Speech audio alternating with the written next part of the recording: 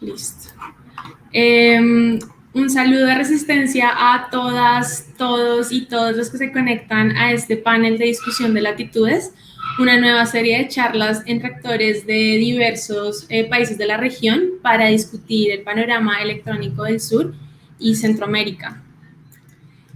En esta etapa inicial, la plataforma decide asociarse con ECO en Colombia para replicar el modelo de paneles de discusión e iniciar un primer ejercicio de reconocimiento, articulación de opiniones, conocimientos y planteamientos de posibles soluciones.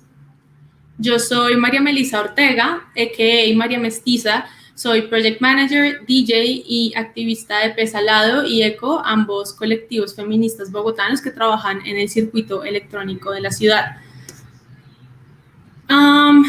Este segundo panel será para hacernos preguntas y tratar de entender el porqué de la precarización de la industria electrónica latinoamericana desde una perspectiva de lo subterráneo e independiente desde la región.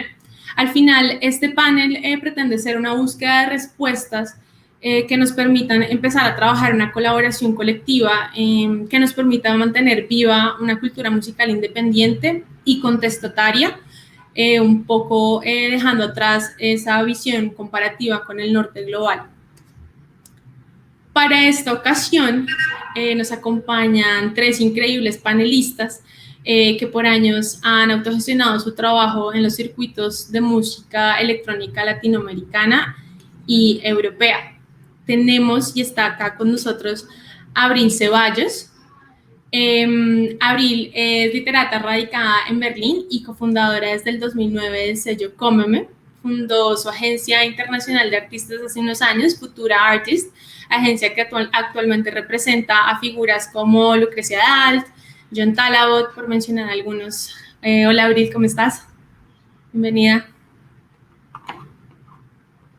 Creo que tienes en mute el... Sí, gracias por la invitación. Hola.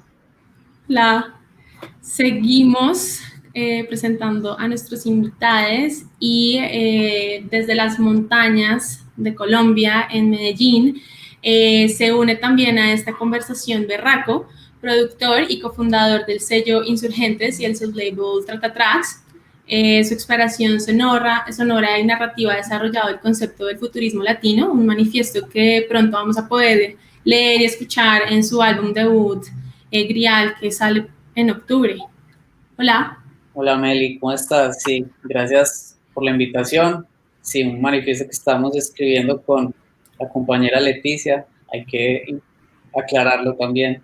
Y nada, contento de lo que vamos a discutir hoy acá, que siento le hacía bastante falta pues al tema en la región. Seguro, sí, van a salir bastantes ideas muy interesantes. Y también nos acompaña un invitado que seguro todas, todos y todes conocemos, hemos escuchado, Matías Aguayo.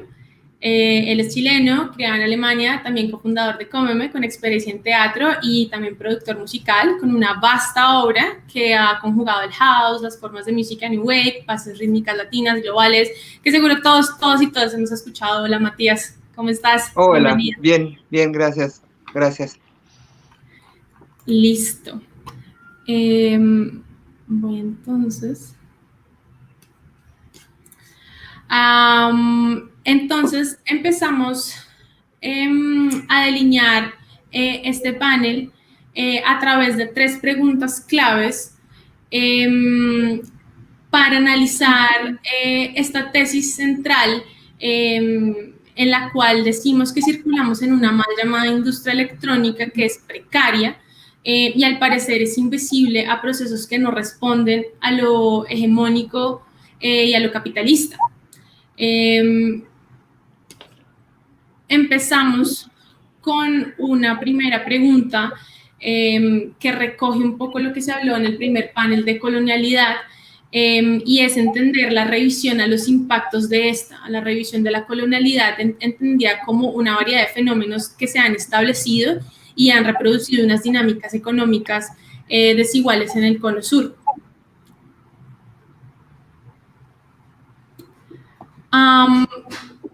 Abrimos este panel con la pregunta y es, ¿cómo ven reflejadas estas relaciones de desigualdad en los ecosistemas electrónicos latinoamericanos? La idea es analizar antes y después de la pandemia, reconocer cuáles son estas relaciones de desigualdad que había antes y cómo esta pandemia pudo haber acelerado estas condiciones pues que vamos a discutir. Entonces, el que quiera tomar la palabra en esta primera pregunta, súper bienvenida. Bueno, a ver, creo que hay varias preguntas dentro de este tema y sería importante separarlas un poco. Yo creo que sobre todo la parte de la precarización de los ecosistemas en Latinoamérica es muy clara en el sentido de, sobre todo, la cuestión económica y la permeabilidad social y lo que eso conlleva siempre con toda la cuestión de clase y de raza y que es un problema grave y grande en Latinoamérica y que se refleja sobre todo mucho en las artes, por lo general, y en la música. Y parte de que los ecosistemas no sean lo suficientemente fuertes es obviamente que, bueno, siempre hay una diferencia fuerte entre quienes pueden y quienes no, y a dónde llega y cómo no. Yo creo que en los últimos años se ha hecho un poco más hegemónico de lo que había sido antes y se está permeando un poco más, que es la parte interesante. Siempre con un poco de lío de cómo hacer que las cosas funcionen dentro de los ecosistemas que existen y las realidades, sobre todo que existen en Latinoamérica. Yo creo que sufrimos todavía mucho con toda la parte, por un lado, hasta dónde llega la educación y a dónde llega la posibilidad de tener acceso a ciertos... desde educación hasta acceso a la tecnología, acceso a la información, acceso económico a hacer fiestas, etcétera. Y por otro lado también está la parte de la construcción, o sea, de cómo se logran mezclar ese tipo de intereses. Por un lado, creo. Y por otro lado también está un poco la parte de, o sea, bueno, eso es como en general, obviamente ahora que hay una pandemia, que nadie se mueve y que se cerró básicamente se cerró como el grifo de la plata y del dinero, estamos ahora un poco estancados y eso también permite que tengamos este tipo de conversaciones, me parece, ¿no? Que cada quien tenga como el tiempo de parar y pensar en qué estamos y para dónde vamos.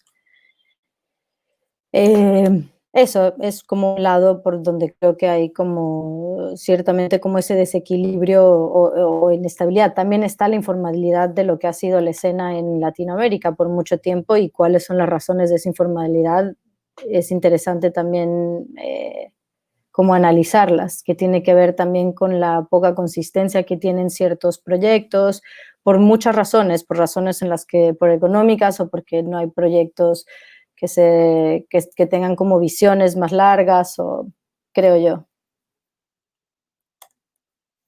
Ok, o sea, digamos que si nos remitimos directamente a la pregunta de cómo se ven o cómo ven ustedes o cómo ves tú reflejadas esas relaciones de desigualdad, podemos resumir en lo que dices, uno, la falta de acceso, también este resultado de la informalidad y también hablas de la falta de consistencia o del largo vuelo de los proyectos. Sí, ¿cierto? que la informalidad no tiene nada que ver con una cuestión de acceso en general a la cultura y la desigualdad económica. La informalidad tiene que ver con todos, para arriba y para abajo.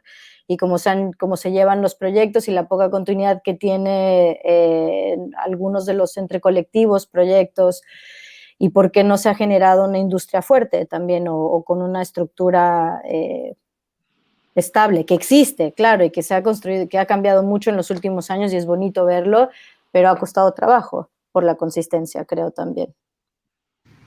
Ok. Berraco, Matías, ¿quieren sumarse? Bueno, sí, no. Primero, pues, decir también que pues, me siento honrado de estar aquí al lado de Mati y de Abril, pues que siento que son igual. También, pues, como en mi caso, que vengo pues de una generación más reciente, siempre fueron pues como una especie de referencia, sobre todo en temas de los que estamos discutiendo hoy, pues no solo con el trabajo que hicieron en Cómeme, sino también pues lo que está haciendo Abril con Futura, pues que también me parece increíble. Quería mencionarlo, pues, es especial. Y nada, pues sumando un poco a la perspectiva más macro que planteaba Abril, ya yéndonos como a casos más específicos, yo siento que también hay unas denuncias que se pueden hacer o que al menos se pueden señalar, y es que las personas, algunas de las personas que sí han tenido los accesos de, digamos, para empezar a crear instituciones, clubes, sellos o lo que quieran dentro del circuito electrónico latinoamericano, a algunos de ellos también les ha faltado preparación y teniendo los accesos. Y yo siento que estas personas que sí han tenido, digamos, en sus manos el poder o las oportunidades para crear o conspirar de unas maneras más autosostenibles, más sanas, siento que no han tenido la preparación o la perspectiva suficiente para poder hacer trabajos un poco más, como lo decíamos, horizontales, o que al menos no repliquen estas dinámicas coloniales que hacen que las brechas o que las precarizaciones sigan abriéndose, o hasta incluso también, o sea, la palabra de la informalidad ahí también está súper presente, que ya, yo no sé, Meli, si sea oportuno pues como meterse en casos puntuales, pero, o sea, cosas que a mí este año, por ejemplo, me pasaron con promotores aquí en Colombia que, o sea, con un festival que es enorme en Medellín y pretenden que también, o sea, que se pague el mismo fee que se pagaba hace 10 años, solo con la excusa de somos amigos, somos conocidos, y claro, entonces ahí también empieza a jugar como esas relaciones de poder entre promotor, DJs, los chicos. El business tech, ¿no? Claro, se empieza, pues. los chiques que igual quieren tener una oportunidad a toda costa y regalan su trabajo. A uno mal que bien ya le va pues, más o menos bien dentro del circuito, pero pues uno se pone a pensar que esa es la dinámica que se repite con todos los que vienen abajo. Y no sé, es solo un ejemplo que se me ocurrió como mencionar, pero que demuestra un poco también cómo las personas que sí tuvieron el acceso, que sí tuvieron el poder, pues, o sea, no quiero generalizar, pero pues digamos que en una gran medida, o sea, digamos en Colombia, y yo siento que también es algo que se puede extrapolar a otros países latinoamericanos, es algo que pasa, y no solo en la relación promotor-DJ, sino en muchas otras dinámicas, ¿cierto? Y más poniéndola dentro de la coyuntura de la pandemia, la verdad es que es un poco desalentador también, porque, o sea, preguntémonos en la pospandemia a quién, diga, en la pandemia a quién le ha tocado cerrar los clubes o sus locales. Es a la gente que viene de abajo, que no ha tenido los recursos. Los que van a aguantar son los que tienen todo el capital, ¿cierto? Las mismas dinámicas de monopolio se siguen repitiendo, y los que van a tener acceso a abrir los clubes en la pospandemia, si es que habrá pospandemia, pues va a ser un poco lo mismo y se van a replicar esas dinámicas. Entonces lo que tenemos que hacer, o sea, está bien esta pregunta porque, a ver, pues pone en contexto, reflexiona, hacemos un diagnóstico, pero me interesa mucho también es que pasemos a analizar cómo vamos a hacer frente a estos personajes, a estas dinámicas, sobre todo desde la autogestión, que, insisto, pues hay aquí unos ejemplos muy increíbles de cómo hacer resistencia desde lo que nosotros hacemos y desde otro montón de artes que se pueden dinamizar. Total. O sea, creo que esta primera pregunta es más como para que todos estemos parados en la misma página y entendamos como este contexto y por qué ponemos sobre la mesa esta tesis de que creemos que estamos frente a una escena precaria. Digamos que hablabas un poco como de estos grandes productores que no han tenido una perspectiva horizontal pues en sus ejercicios de producción, ¿no? Y creo que podemos hablar de estos productores como el business tech, ¿no? Como esta figura.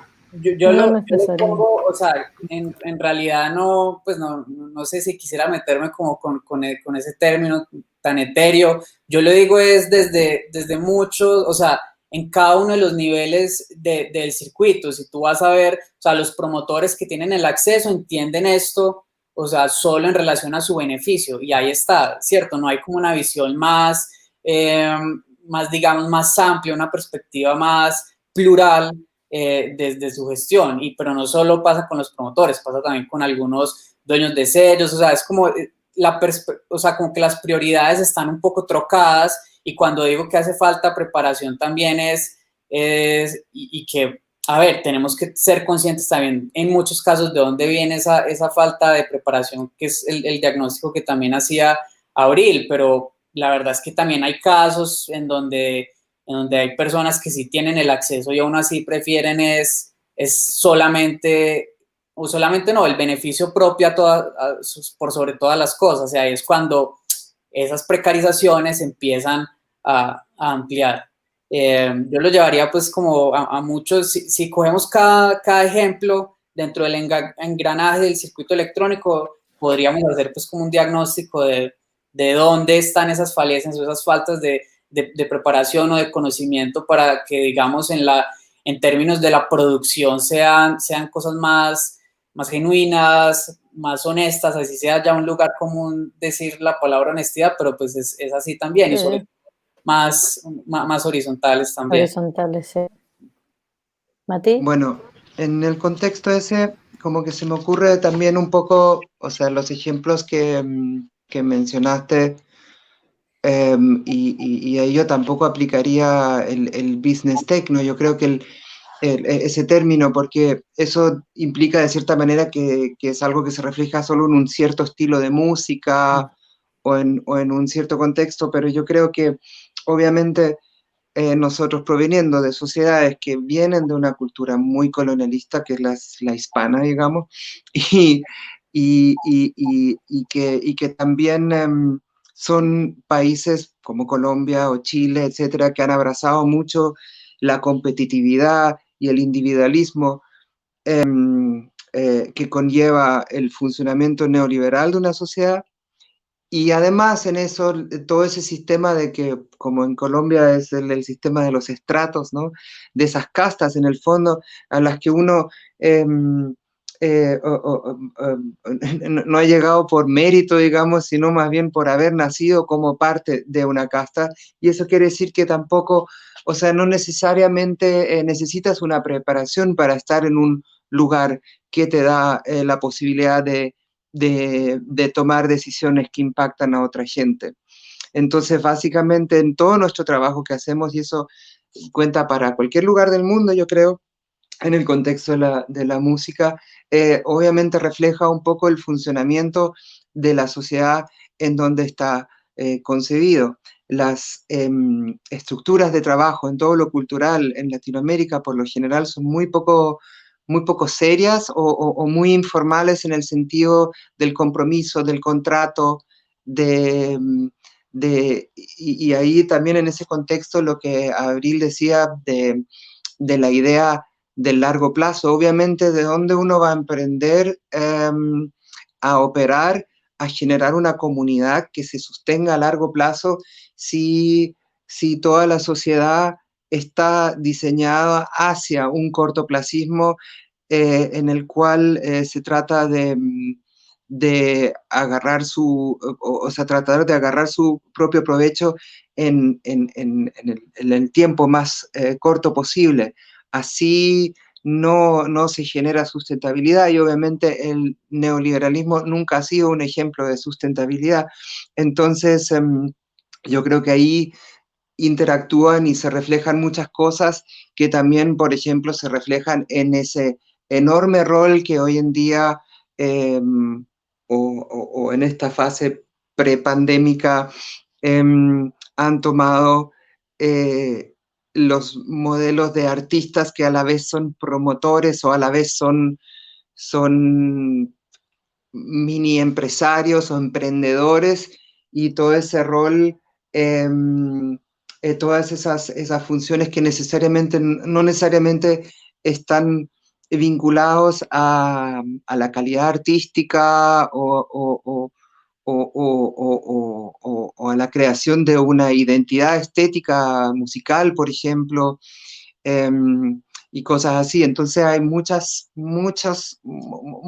niveles, muchas diferentes cosas que están ahí en un diálogo destructivo, porque esa precarización de la cual estábamos hablando es un tema global, ¿no? Es un tema al que nos hemos enfrentado, no importa si estamos en Alemania o en Colombia, donde sea, a nivel música, porque cada vez nuestro trabajo tiene menos herramientas de, de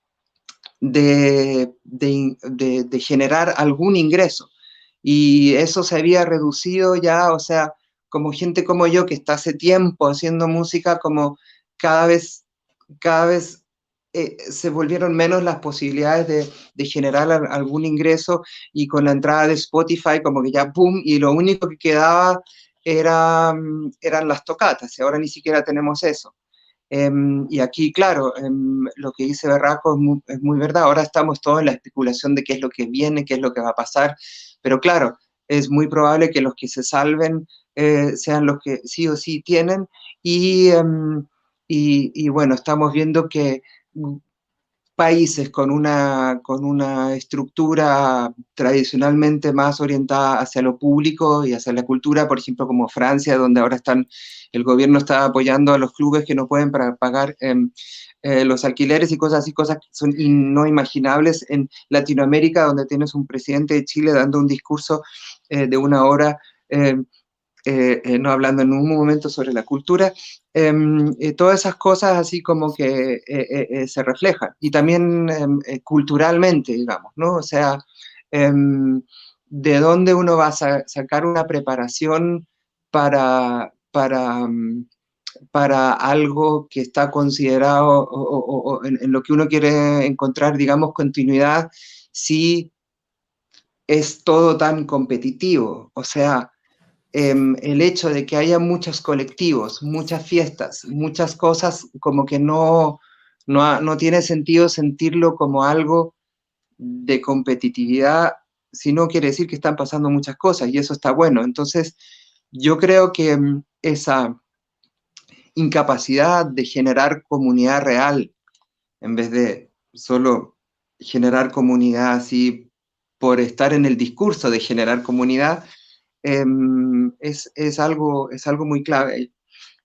Sí, yo rescataría también una cosa que dijo Berraco y Matías también, que es como toda esta parte de la educación, o sea, cómo llegamos a un punto donde la gente que hace, porque bueno, también, a ver, claro, muchos aprendemos en el camino y mucho también es DIY, y lo importante es siempre como poder acercarse a gente que tiene el conocimiento, o que ha hecho cosas, o que ha sido promotores, o que han llevado sellos, o que han sido agentes. Siento un poco que en Latinoamérica Latinoamérica es nuestro tema, que sigue siendo un poco como guardar guardar la información, y la capacidad que uno tiene de transmitirla no es tan fácil. Latinoamérica es muy grande, mismo a niveles locales. A veces somos medio gatekeepers, ¿no? O sea, no construir también redes donde se puedan compartir la educación o el conocimiento, tampoco hay muchas.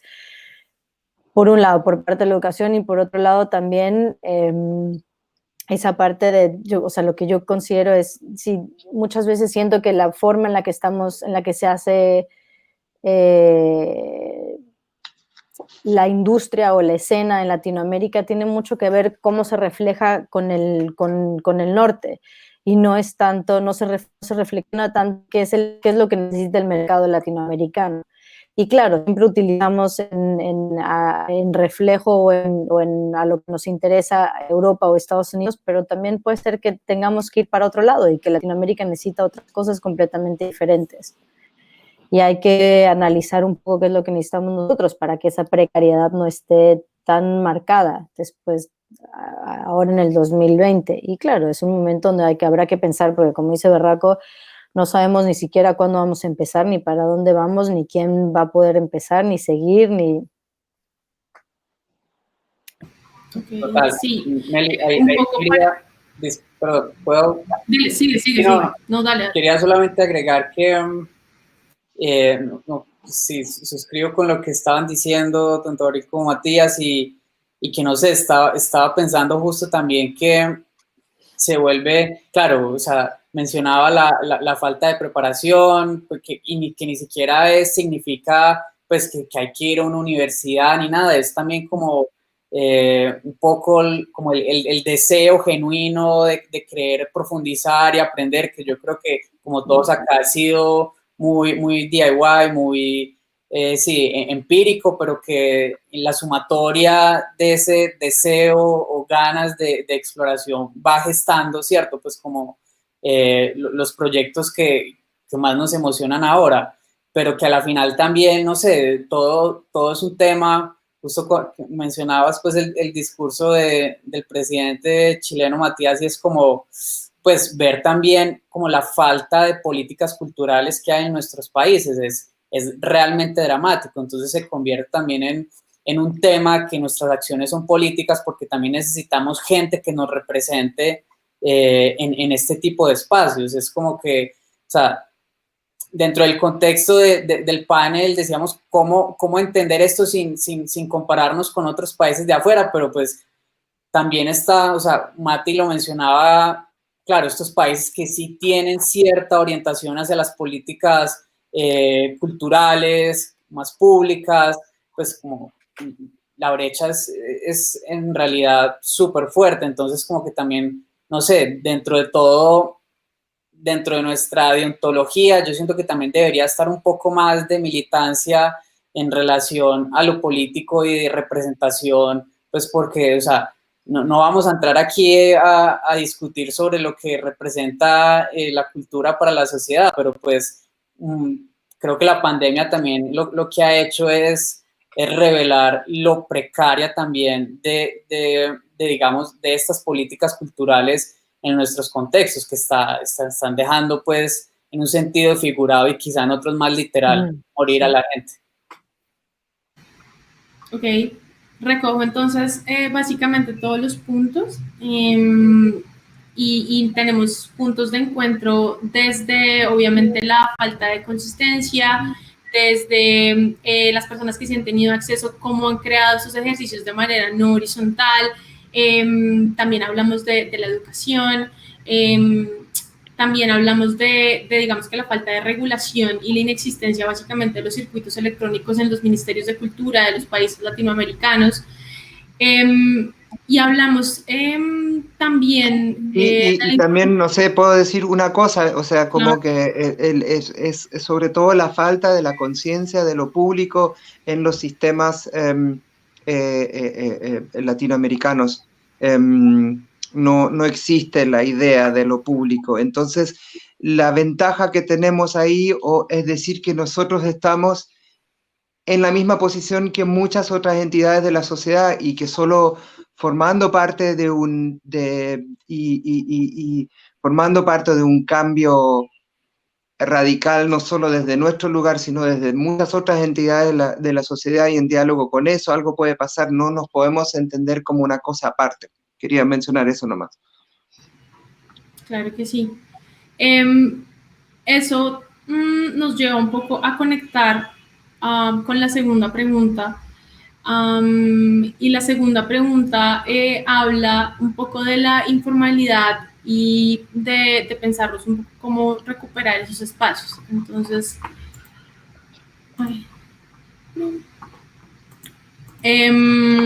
desde sus perspectivas, ¿qué prácticas dificultan aún las remuneraciones y los pagos estables que sustentan las carreras de todos los actores independientes en esta industria? Digamos que ya hablamos de lo que creíamos que eran estas acciones que reflejaban estas relaciones de desigualdad. Ahora, ¿cuáles son estas acciones más puntuales que siguen dando pie a que se dificulte la regulación de esta escena? Entonces, no sé si hablamos, por ejemplo, ahorita Berraco mencionaba todo el tema de los productores gigantes que le quieren seguir pagando el mismo fee a todos los artistas, sin importar que un festival esté creciendo y estén asistiendo a más personas. Actualmente con lo digital estamos viendo un boom digital en donde la gente está haciendo mucho contenido que no es remunerado. Quisiera que desde sus lugares, pues nada, nos contaran qué análisis han hecho de esas actividades que pues básicamente mantienen a la industria en estado de precariedad. Yo creo que o sea, la diferencia es que los promotores no han mantenido los mismos pagos, sino que es importante entender que siguen manteniendo los mismos pagos para los artistas locales, ¿no? Que era un poco lo que decía, a lo que se refería Berraco, que es no darles el lugar que se merece la escena local, que es darles unos fees decentes para que la gente pueda tener también espacio mental para si te quieres dedicar a algo y quieres ser más profesional, necesitas más tiempo, tener unos fees más regulados, por ejemplo, estar en los lineups en momentos importantes, ¿sabes? O sea, tener como cierta capacidad de estructura también para apoyar a tu escena local. Que, por ejemplo, si ves cómo sucede en Francia, en Holanda y en UK, que son los lugares donde las escenas son más fuertes en Europa, es porque lo más importante o donde le ponen más onda es siempre a los artistas locales y tienen un nivel como de apoyo impresionante. Tú puedes ser un artista francés y solo tocar en Francia durante todo un año, ¿sabes? Porque tienen una industria que está tan generada con el talento local que a veces ni siquiera les interesa entrar a agencias un poco más internacionales, europeas. Que es lo mismo que pasa con Holanda y bueno, Inglaterra es como el ejemplo perfecto y me parece que mismo si claro, a veces no hay escenas tan grandes en Latinoamérica por cuestiones, qué sé yo, las mismas económicas o de tiempo, qué sé yo, habría que apoyar más a esa idea, como de las escenas locales y sobre todo ahora la cuestión o ahora mismo en la pandemia, qué es lo que va a suceder, que los vuelos y los viajes se van a reducir mucho más.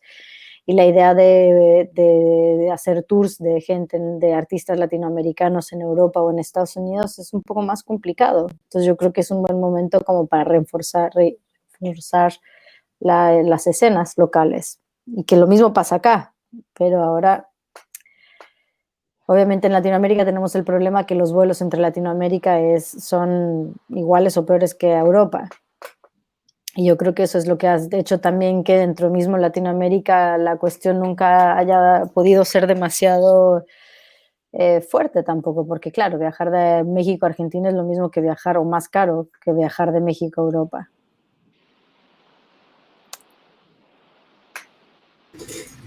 Sí, ¿alguien se quiere sumar a esta pregunta? Sí, pues ya viéndolo como también desde, no sé, dentro de la experiencia local, nacional en Colombia, que seguramente también pasa en otros países, quería mencionar solo como dos dinámicas que han contribuido al tema de discusión de hoy. Y yo siento que nuestra escena, nuestro movimiento, pues creo que en general es algo pues como global, pero que pues aquí también se ve demasiado, y es que yo siento que como que este movimiento no entendió cómo adaptarse bien a los procesos de digitalización de todo nuestro entorno.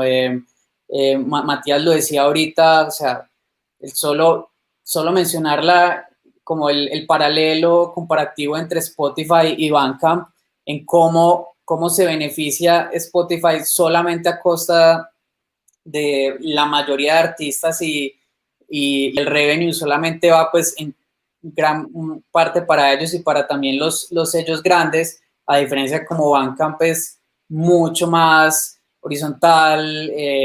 O sea, Bandcamp es, no sé, o sea, sí me parece súper importante como mencionarlo, porque yo siento que es la fuente de sustento para un montón de sellos independientes en este momento. y pues solo el caso del Bank and Friday, pues también sabemos, o sea, con lo que significó, o sea, cómo se manejan dos tipos de compañías que también, de nuevo, volvemos al tema, a los modelos neoliberales, de cómo permean y van carcomiendo todo, pues, como la esencia del movimiento, ¿cierto? Entonces eso es muy revelador. Él siempre, pues, como que, incluso discutía antes con Matías, pues, como, y yo siento que le puede pasar a muchos sellos, de que en un fin de semana de un Bank and Friday, un sello tranquilamente se puede hacer, pues, el dinero que se hace anualmente en Spotify, que es algo que en serio no, es ridículo de solo analizar, ¿cierto? Y por otro lado también como que el tema de la hipervisibilización y cómo también estas relaciones de poder empiezan a calar súper fuerte. Entonces, vuelvo al ejemplo de ahorita, es como que también entonces la gente que tiene el poder se escuda en la misma precarización, en la informalidad, y pues como para empezar a abusar un poco de esos poderes y no dar pues como que esas relaciones de las que yo soy muy, ¿cómo decirlo? Como que entusiasta de que igual se tejan puentes y se acorten pues con esas brechas. La verdad es que yo siento que en la región todavía esos juegos de poder son muy fuertes y se recurre pues como a un montón sí, de situaciones o de triquiñuelas para que siempre pues el productor de abajo quede en una posición en donde, vea, eso es como este track que decía, pues solo tienes una oportunidad en la vida, ¿cierto? De sentir, lo digo desde experiencia personal, o sea, porque también digamos que uno se da cuenta de eso a partir del error también de muchos años, de cuando uno está más pequeño y no tiene las herramientas para juzgarlo, analizarlo, y es como, pues pucha, yo sé que esta situación o sea, no es justa, pero es que si no la tomo, estoy borrado, o sea, no va a volver a pasar el tren. Entonces siempre estar en esa posición es terrible, y a veces yo puedo entender también por qué mucha gente no, o sea, sigue aceptando cosas que son ridículas, pero la respuesta es darse cuenta, ojalá lo más pronto posible, y pararse y empezar a trabajar como, pues sí, con lo que ya hablaremos seguramente en la siguiente pregunta, pero en fin, solo quería como mencionar esos dos puntos. Sí, hay unas promesas vacías ahí que claro, porque o sea, yo cuando, o sea, tuve la suerte de estar en un comienzo de todo esto donde la perspectiva de remuneración no existía para nada, entonces la motivación de hacer música y todo eso era más pura. Ahora quizás de cierta manera, obligadamente podemos volver a eso, que quizás hasta puede tener un impacto bueno.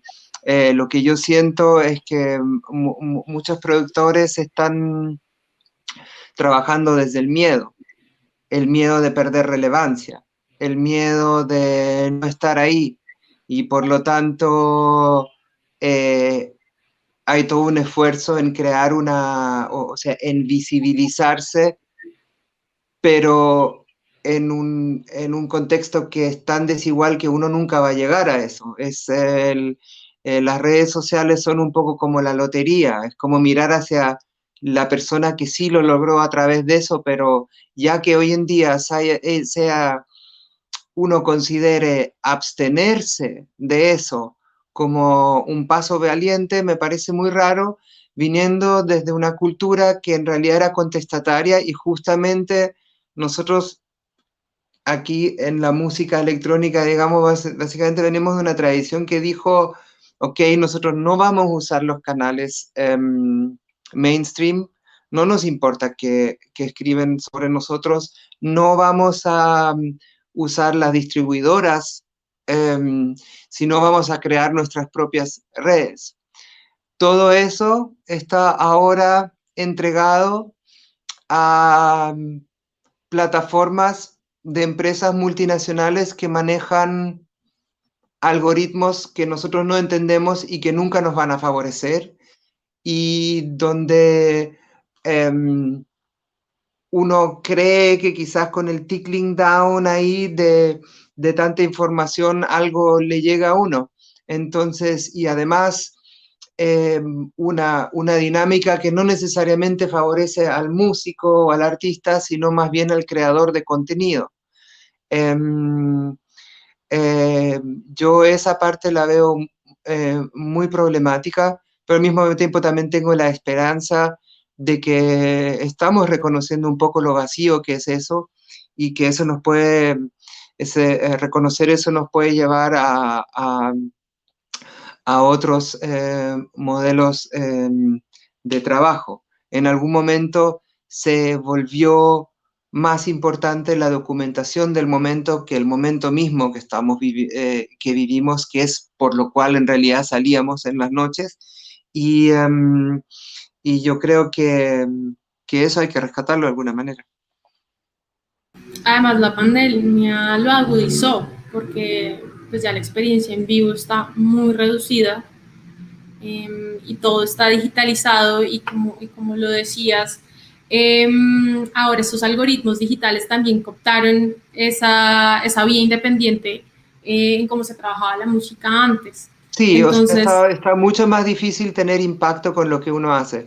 Y porque de repente el impacto en lo visible para todos se ha vuelto más importante que el impacto en tu propia comunidad que tienes delante de la puerta o o en la persona que está delante de ti. Perdemos impacto. Sí, de cierta manera, claro, se ha agudizado eso, pero también, por ejemplo, hablando con muchos artistas, em, se ha también em, permitido un poco esta pausa que tenemos de también explorar un poco en nuestras intimidades y en nuestras motivaciones iniciales de por qué estamos haciendo todo esto. Yo creo que dentro de eso hay una gran posibilidad que obviamente no se refleja directamente en algo que tenga que ver directamente con la precarización o no, pero nos puede enriquecer de otra manera y fortalecer en otros sentidos. Pero yo creo que se ha desvalorizado mucho lo íntimo y lo emocional, y yo creo que, eh, que si bien ahora no existe el público o el momento público que es tan importante para nosotros, quizás justamente ahora podemos reflexionar sobre eso, porque también nos estamos dando un poco cuenta o sea, que lo más deprimente en la historia de la música es el live stream, ¿no? El que live nos sacan stream. conectados en un live stream, pero sí, o sea, se pierde No, yo digo, una. no un live stream, digamos. Pero sí, o sea, un poco recogiendo lo que mencionan todos es un poco uno, esta falta de creación de circuitos locales, ¿no? Digamos que siempre la aspiración de cualquier artista latinoamericano va a ser salir porque allá sí se va a remunerar, allá sí se va a visibilizar, porque no hay, digamos que el fortalecimiento de estas vías, estos circuitos locales, un poco retomando lo que decía Abril. También pues hablamos de estos modelos neoliberales que actualmente incluso están cooptando esa independencia y también digamos que la competencia musical se vuelve cada vez más agresiva para craquear el algoritmo y se pierde y dista un poco el artista de su obra y de la creación de su historia y más en pro a cómo craquear este algoritmo, es estar siempre presente en ese algoritmo, a tener relevancia digital y se pierden como esos valores iniciales un poco. Entonces, creemos, y con esto dicho, creemos que esas Estás son las... muteada. Sí, no, sí, ya, que lo que creo es que se pierde el tiempo, más que nada. Sí, O sea, exacto. sabes, sí, lo que se pierde es el tiempo. Si uno dedica una carrera completa a ser una estrella del social media, bueno, todo bien, pero también tiene que ver mucho cómo estamos consumiendo la música, ¿sabes? O sea, es fuerte si eres un artista que dedicas 1 año, 2 años, 3 años a hacer un álbum y sabes que si lo vas a sacar, que tienes todo este plan estratégico para que llegue a más oídos y tienes todo ¿no? Generas un equipo y al final sabes que quizá la gente, o sea, claro, que la gente lo va a escuchar una vez y se acabó. Y tiene que ver cómo estamos consumiendo la música nosotros mismos. Y eso también tiene que ver cómo puede reflejarse eso para que las cosas tengan un poco más de remuneración. Y mismo no solo que sea la cuestión económica, sino que sea también una cuestión que valga la pena tu trabajo, ¿sabes? Que la gente se pueda sentar a escuchar. Entonces sí, yo creo que apoyo lo que dice el Matías, hay mucho... Hay la gente está demasiado tiempo en las redes y creo que para el tiempo que la gente esté en las redes uno quisiera que la conexión entre la gente fuera un poco más directa, pero se vuelve también tan efímera que al final es medio sin sentido.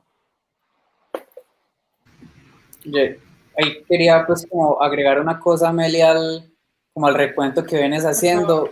No sé si lo mencioné rápidamente, pero siento que también como que en general hace falta un poco de ética, de una ética entendida o basada en los principios de la génesis de este movimiento, ¿cierto? O sea, como que no importa si sos promotor, productor, gestor de cualquier tipo, si tuviste acceso o no, o sea, como que también esa falta de historia y de conocimiento de cómo se gestó un poco este circuito que en realidad es movimiento y es comunidad, movimiento social, todo, o sea, como que avanzaría más fácil, habría como unas nociones un poco más responsables dentro de cada acción, por más pequeña que sea, desde un grupo de colectivos locales o hasta el promotor más grande latinoamericano que sigue trayendo solo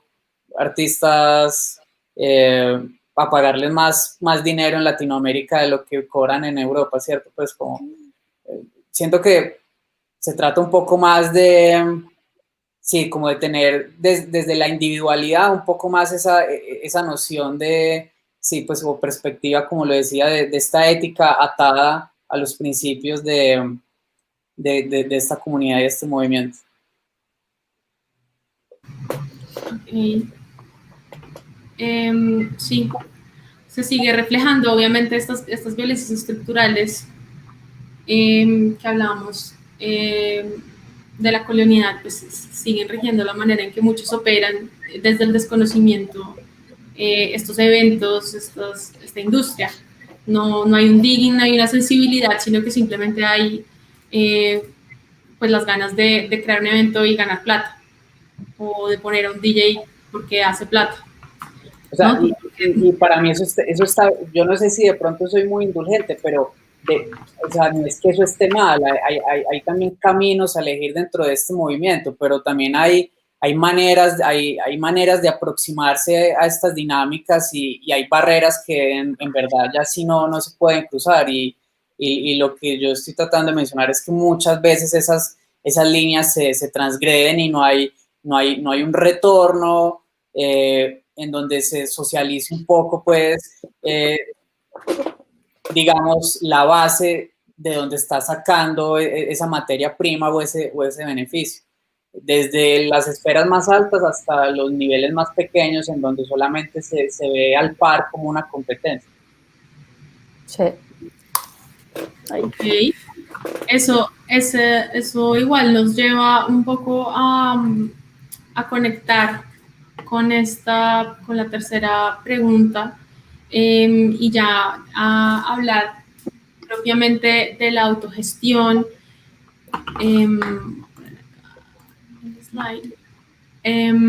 Y es ¿qué modelos de trabajo independiente ustedes han conocido o han implementado que apliquen a esta industria y puedan fortalecer las prácticas autogestionadas? Digamos que sabemos que cada uno desde su trabajo pues ha puesto en práctica estos estas nociones independientes, autogestionadas. Entonces, quisiéramos que nos compartieran más de estas experiencias y ustedes cómo ven que pueden apoyar y pueden, digamos que ser un camino viable para salir de esta precarización.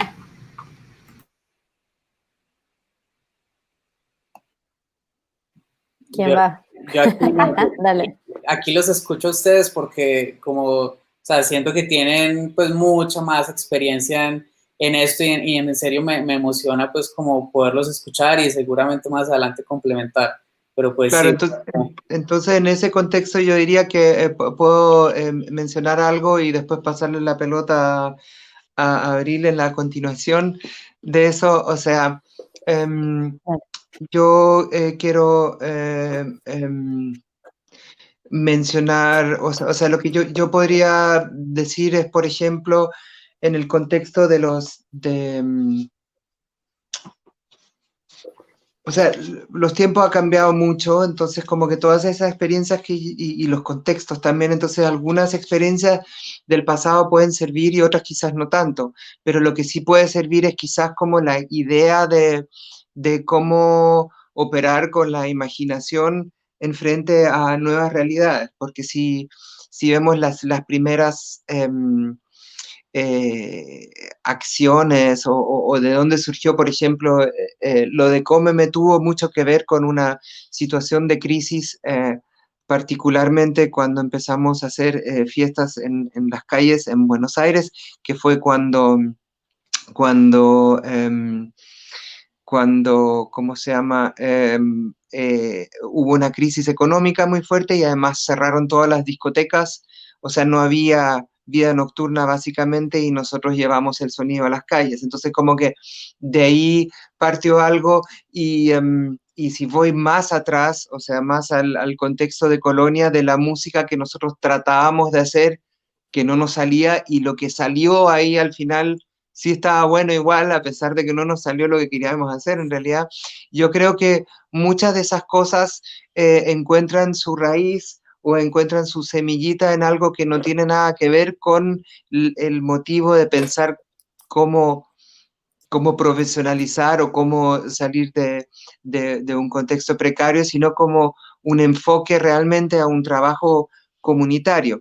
Entonces, es por eso que es por eso que yo creo que es importante como, o sea, pueden quizás servir experiencias como esa, ¿no? Pero quizás Abril cuenta un poco más Eh, con lo con lo de Futura, por ejemplo, que fue ahí ya en un sí, momento. bueno, también medio orgánico, o sea, creo que lo importante número uno es ser consistente. Yo siento muchas veces que a veces falta consistencia en proyectos, ser consistente en lo que tienen y usar las herramientas que uno tiene también, o sea, no necesariamente, a veces uno cree que tiene que buscar afuera y en realidad uno tiene todo. Si uno empieza a generar un proyecto, Cómeme, por ejemplo, en algún momento, claro, la manera en la que pudimos saber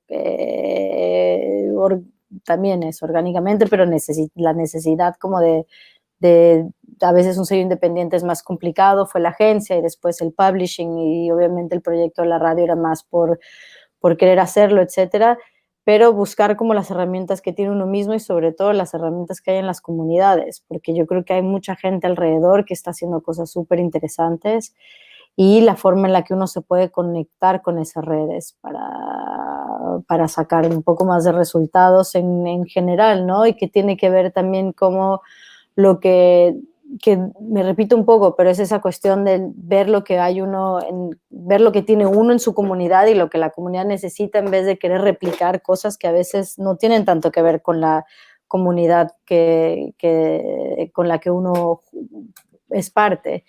Y también tiene que ver, por ejemplo, con la visión que uno tiene en los proyectos. como planificar bien y tener estrategias en el sentido, no tanto, claro, lo que dice el Mateo es una parte, la parte artística que es súper importante tener y que eso tiene que salir de algo que no tiene que ver completamente con el plan estratégico, lo que hay que hacer y para dónde llegar. Simplemente una vez que uno tiene la visión, como que también encontrar un plan también para dónde uno quiere ir y qué quiere llegar a hacer con eso. Yo a veces siento que de repente somos muy, tenemos muchas cosas en la cabeza y queremos ir de aquí para allá, pero no hay una visión concreta de hacia dónde uno tiene que llegar y ahí uno se pierde también en el proceso. Y creo que también la otra parte importante es lo que se mencionó también, como no ser, la competitividad tiene que dirigirse hacia más bien la comunidad, para donde hay, si hay muchos de estos, pues entonces trabajar con todos esos y generar una cuestión como un pelín más abierta y que el conocimiento se comparta. Entonces, si hay una forma si tienes duda en algo, por ejemplo, desde compartir información, si tienes contactos, si no, cómo aprender a hacer, como que también abrir esa parte porque al final, aquí y allá, la industria es una hoja en blanco. Y lo importante y por qué se generan estructuras fuertes es también cuando uno comparte la información, y a veces siento que se siente eso en Latinoamérica un poco más como, no, porque si tú tienes este contacto, entonces yo no puedo trabajar, tú me vas a quitar el trabajo, y es un poco más como cada uno cómo trabaja con los contactos y las estructuras que uno tiene, pero apoyando también como al resto, ¿no? Y también creo que hay una cosa ahí en la Berraco. colectividad. No, perdón, Berraco quería decir algo. No, tranqui, dale, yo No, quería hacerles Berraco. una pregunta a ustedes, Sí. pero No, sí, dale, dale. dale. Bueno, no, yo solo estaba pensando como, porque a ver, siempre cuando yo estaba más chiquito y veía Cómeme antes de crear Insurgentes y todo, a mí siempre me estimuló mucho la idea de ver cómo ustedes, o sea, como esa figura de avanzar en bloque, ¿cierto? Justo eso De quería, ver sí. cómo usted, Sí, eso quería de ver mencionar sí, sí, en sí. el contexto de que y nosotros no somos el único ejemplo, pero bueno, podemos hablar desde esa experiencia, ¿no? Desde decir, ok, de avanzar en bloque, como dijiste tú, y tener ser como una pandilla en la cual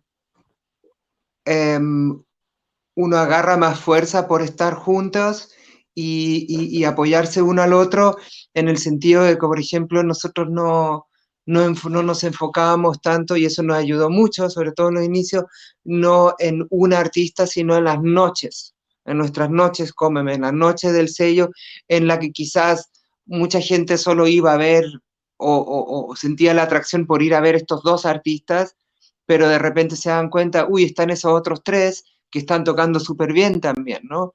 Y, y así, y también hubo un trabajo muy importante, obviamente, que le dio esa solidez, que eran cosas como no sé, como talleres que hacíamos nosotros, ¿no? Que, cuando nos fuimos, por ejemplo, ahí en las cercanías de Berlín, estábamos con Alejandro Paz, con Ana Helder, con Sano, con muchos así, decidir, ok, ir a una casa en el campo y trabajar 3 semanas duro en música y con eso llevar unos resultados sólidos con una música así muy bacana y temas que se volvieron medio hits underground, digamos, o también acciones como decir, ya, o sea, nos juntamos en Medellín, nos vamos a Río Negro con Sano, con Gregorio, con Natalia y tratamos de investigar cómo podría sonar una música tropical de hoy. Y, y yo creo que todas esas cosas así o de subirnos todos en un bus en Buenos Aires para terminar en Santiago llevando una boombox con nueva música, o sea, como todas esas cosas tan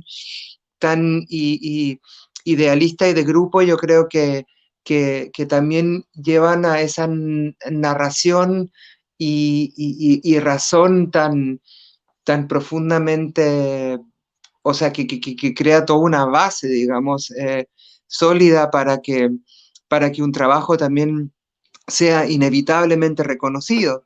Porque, o sea, si lo dije el otro día cuando estábamos conversando, obviamente una de las más grandes razones por qué nos gusta tanto la música de Detroit o por qué conquistó todo el mundo es porque es muy buena.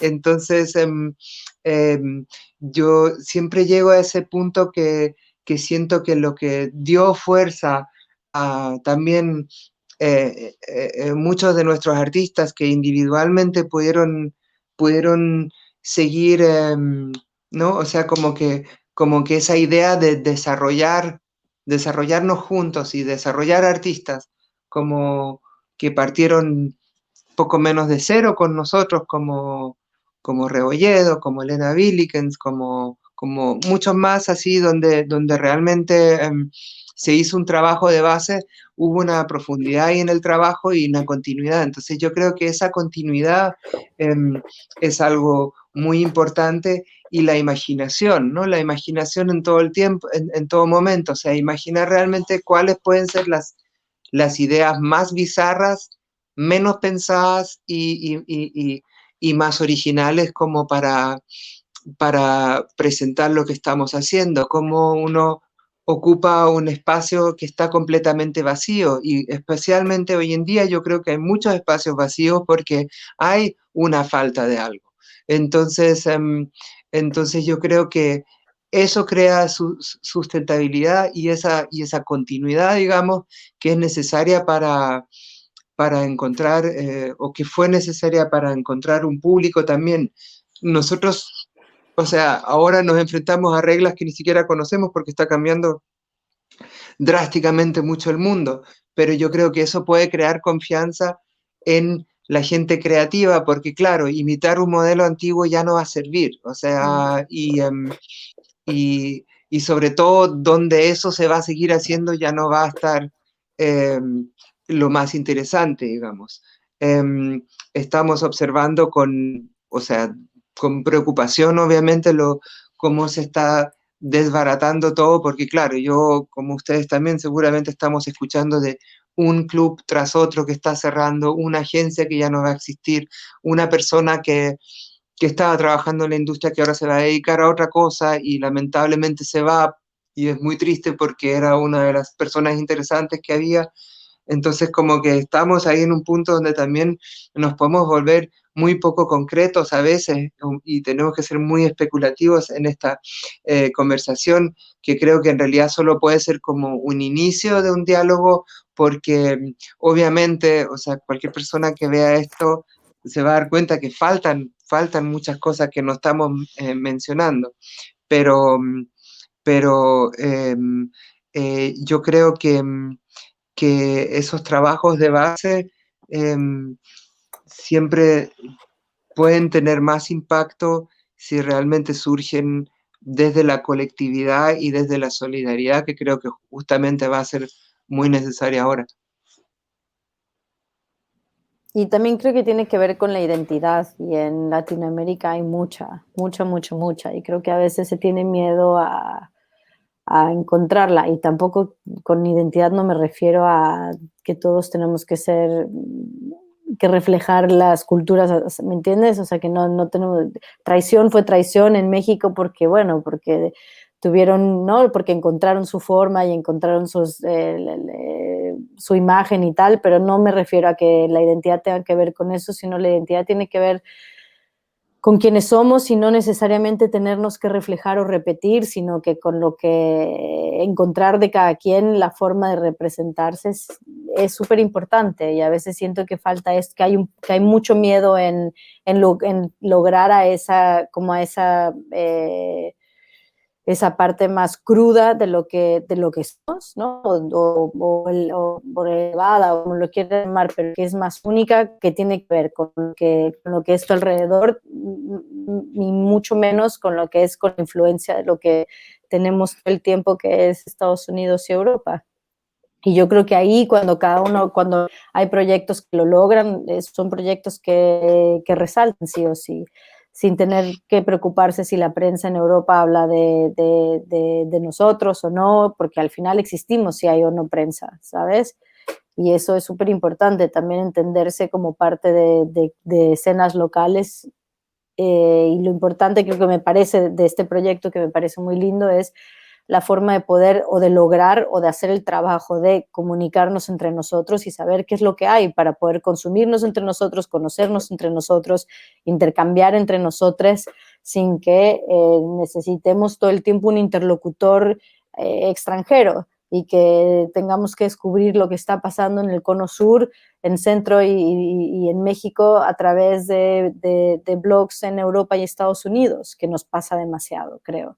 Y una vez que entendamos o que podamos reconstruirnos o comunicarnos entre nosotros y descubrir qué identidades somos nosotros sin tener que relacionarnos a través de terceros, me parece genial y ojalá que lo logremos con este proyecto, que me parece fantástico, y de cierta manera poner las raíces para que se piensen más ideas, ¿no? Y que, como dice con Matías y Berraco también, como con la imaginación y con lo que tenemos, un poco va por ahí.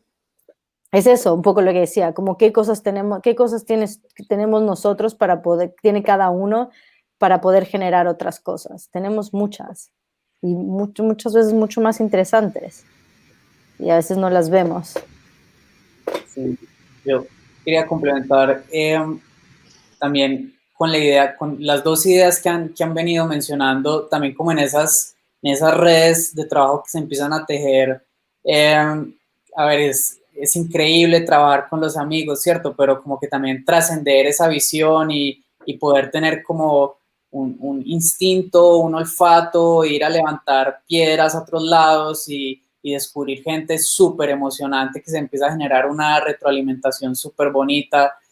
Siento que eso también es clave dentro de esta construcción y dentro de esta, pues, un poco lucha que estamos dando, ¿cierto? Y también como que en esos mismos grupos de trabajo yo me he dado cuenta, y es que hay que hacerlos mucho más plurales en términos también de las bases de estas personas. Es como que todo bien con nuestro oficio, pero entre 5 o 10 DJs es muy difícil que se saque adelante una política cultural en un congreso, ¿cierto? Entonces, Claro.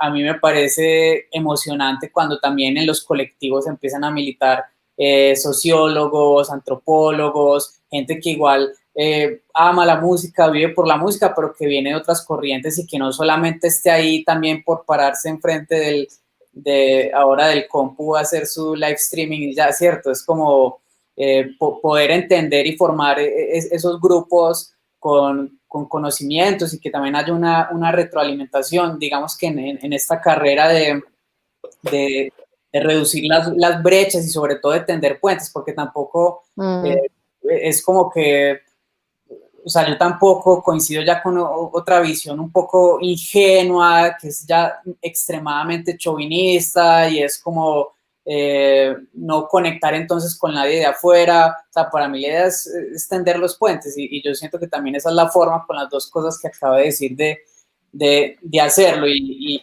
finalmente, bueno, no sé, Meli, si tienes otra pregunta, pero otra idea que tenía pues como en esta última cuestión, y es que también como que a nosotros en Insurgentes nos gusta mucho esta palabra del hackeo, ¿cierto? Como de entender el hackeo también, de a veces hacer convenios o tratos justos con plataformas que por ahí tienen audiencias mucho más grandes, no sé, para hablarlo con nombres propios. Estuvo el caso este año de Baum Festival, que pues para los que no saben es el festival, digamos, más grande en Colombia en términos de asistencia. Y pues este año íbamos a tener pues un showcase de Insurgentes mostrando pues como artistas que creo que nunca hubieran buqueado ahí. No solo eso, pero también a lo que voy con lo que me parece importante es trascender a la pista de baile y era aprovechar una audiencia de casi 80.000, 100.000 personas que tienen. Íbamos a hacer unos paneles con las chicas de Pesalado para que, digamos, aprovechar que esta audiencia masiva pudiera entender cómo se construye una pista de baile segura, ¿cierto? Entonces es como que empezar también a hacer esa construcción y esas movidas estratégicas para que en estas audiencias tan grandes también como que, insisto, el leitmotiv del hackeo, de que de esas 10.000, 15.000 personas que van al festival, hayan 100 que hayan terminado súper afectadas o que hayan cambiado. O con que haya una a veces, sí. Exacto, o sea, como que eso lo vale todo y ahí se empiezan a derivar un montón de cosas, o sea, y aquí vuelvo, insisto, pues con la experiencia propia, o sea, lo que ustedes hicieron con Cómeme de alguna forma también caló en lo que uno empezó a gestar también, y eso es invaluable. Total. Dale.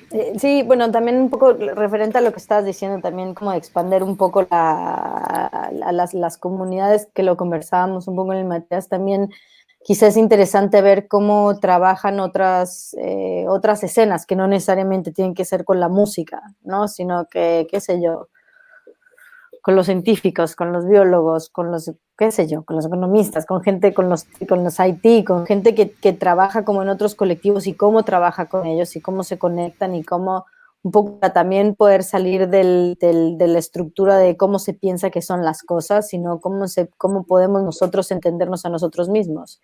Y en un continente tan grande, poder de alguna manera trabajar también, colaborar de ciertas formas.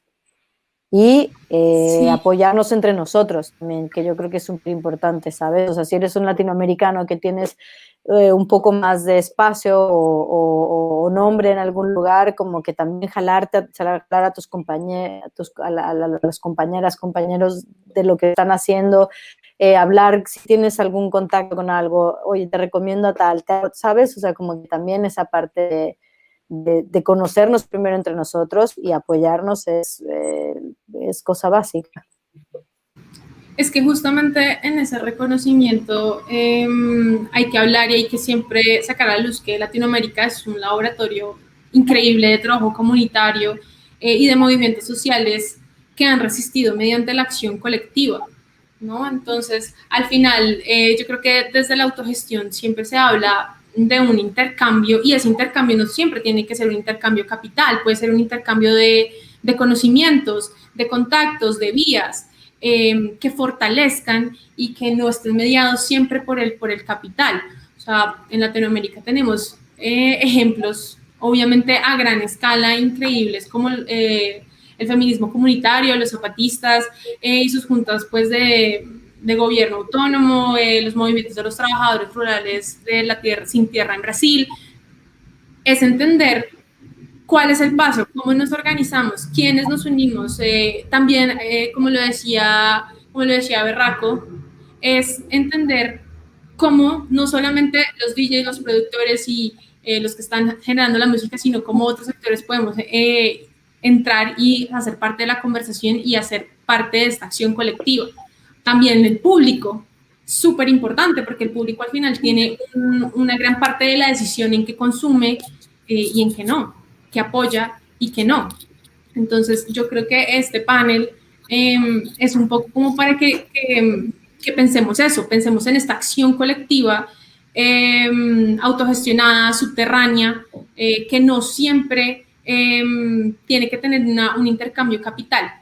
¿Qué otras cosas tenemos que poner? Dime. Y, claro. Eso ya está sucediendo, o sea, como vemos claro, insurgentes, o ustedes como ECO, o por ejemplo en Chile, iniciativas como este colectivo feminista Sensorama, o la gente de Holograma, que crearon estas fiestas, Solo vine a bailar, que están muy enfocados, por ejemplo, en lo de los espacios seguros y esa contención que también, por ejemplo, en el contexto del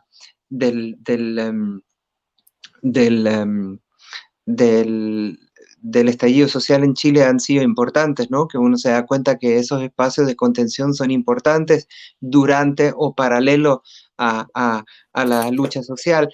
Entonces, como que, y hay muchas cosas más, porque obviamente no puedo mencionar todo lo que existe y seguramente hay más colectivos que no mencioné, pero yo sí siento que hay muchas cosas ahí que están muy inspiradoras y que deberíamos enfocarnos así más hacia eso y dejar la mirada hacia otros lugares, no tanto por un chauvinismo, sino también porque está realmente muy interesante lo que está pasando y, y lo que puede pasar. No, y sobre Y, todo también consumir lo latino, que a veces nos hace falta a los mismos latinoamericanos, ¿no?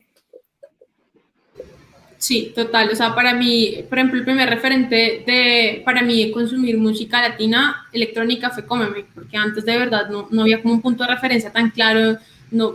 Entonces sí es importante que se fijen esos referentes y pues, que nos organicemos y que colectivamente digamos que tracemos esos horizontes no capitalistas pues para mantener viva pues esas acciones independientes, subterráneas y de resistencia. No sé si quieran ya para ir cerrando, finalizar.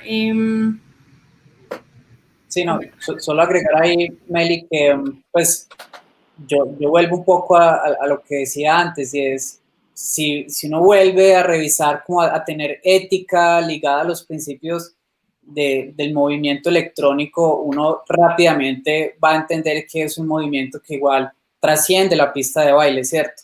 Entonces, desde las exploraciones, desde las preguntas que cada artista, colectivo, sello tenga, si se empiezan a hilar acciones que un poco vayan ligadas, pero que también trasciendan pues a la pista, se van ahí a empezar entonces temas políticos, temas sociales, que son cruciales y que están ligados también pues como al acto político de bailar, y que eso va a empezar a detonar y se vuelve un efecto de bola de nieve y hasta, o sea, y ni siquiera tienen que ser, o sea, maravilloso iniciativas como esta, como Latitudes, como Eco, o sea, que las celebro demasiado porque eso es como, claro, algo que nos estaba faltando y que ojalá pues pasen más, pero también no es que todo el mundo tenga que salir a hacer un taller, ¿cierto? Es como que desde una acción individual más chiquita, en la construcción de sus narrativas, para su sello, para su arte, para lo que sea, si se explora también esa pregunta y si desde esas narrativas se construye o se alza la voz, ¿cierto? Si eso es de una manera contestataria, eso también va a empezar a que la persona en que lo consume, si me permiten pues esa palabra tan horrible, pues tenga un efecto positivo, cale de alguna manera en esa otra persona, y esa otra persona cambie su forma de proceder o de actuar por esa obra en cuestión, que empezó de una acción claro, chiquita. y eso puede ser una persona, o sea, como que nosotros a veces caemos en esa trampa de que el impacto tiene que ser como una multitud, pero puede ser, o sea, a veces así las fiestas donde no nos ha ido tan bien y donde quizás fueron solo 10 personas, fueron momentos inolvidables que tuvieron un impacto en 2 o 3 personas que después crearon algo muy importante y entonces como que todos esos impactos son muy importantes y también un poco ver la flexibilidad de lo que hacemos. Yo estaba contando este ejemplo que yo he estado trabajando estas semanas en un proyecto en una cárcel y llevar la música, por ejemplo, a ese lugar, para mí ha sido una experiencia que conlleva la experiencia del DJ, o sea, ¿no? Que es encontrar la música y llevarla a un lugar y tocar el tema preciso en el momento adecuado, o no sé, o otras acciones que hemos hecho que tienen más bien como con el impacto en un lugar en su momento. Ir a una manifestación y tocar unos temas que suenen Hacer una ahí, canción con cassette. no sé, como que hay como, ¿cómo?